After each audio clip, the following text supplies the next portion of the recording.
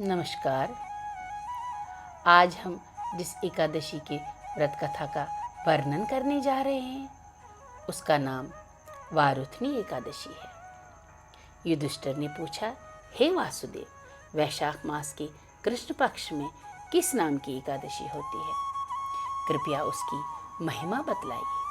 तो भगवान श्री कृष्ण बोले, राजन, वैशाख कृष्ण पक्ष की एकादशी वारुथनी के नाम से प्रसिद्ध है।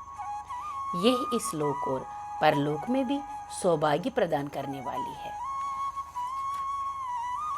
वारुथनी के व्रत से सदा सुख की प्राप्ति और पाप की हानि होती है। वारुथनी के व्रत से ही मानदत्ता तथा दंदुमार आदि अन्य अनेक राजा स्वर्गलोक को प्राप्त हुए हैं। जो फल 10,000 वर्षों तक तपस्या करने के बाद मनुष्य को प्राप्त होता है, वही फल इस वारुथनी एकादशी का व्रत रखने मात्र से ही होता है।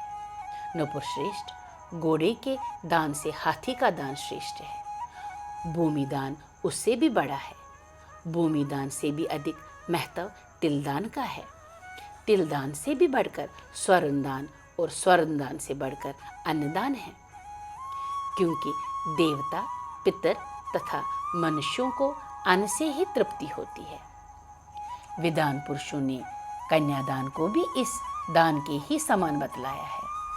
कन्यादान के तुल्य ही गाय का दान है। यह साक्षात भगवान का कथन है।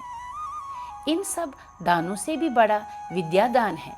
मनुष्य वारुथनी एकादशी का व्रत करके विद्यादान का भी फल प्राप्त कर लेता है।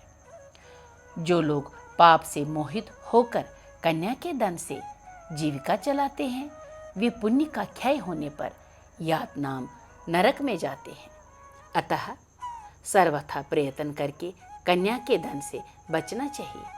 उसे अपने काम में नहीं लाना चाहिए। जो अपनी शक्ति के अनुसार अपनी कन्या को आभूषणों से विभूषित करके पवित्र भाव से कन्या का दान करता है, उसके पुण्य की संख्या बतलाने के लिए चित्रगुप्त भी असमर्थ है। वारुथनी एकादशी करके मनुष्य उसी के समान फल प्राप्त करता है। राजन, रात को जागरण करके भगवान मधुसूदन का पूजन करते हैं। वे सब पापों से मुक्त हो परम गति को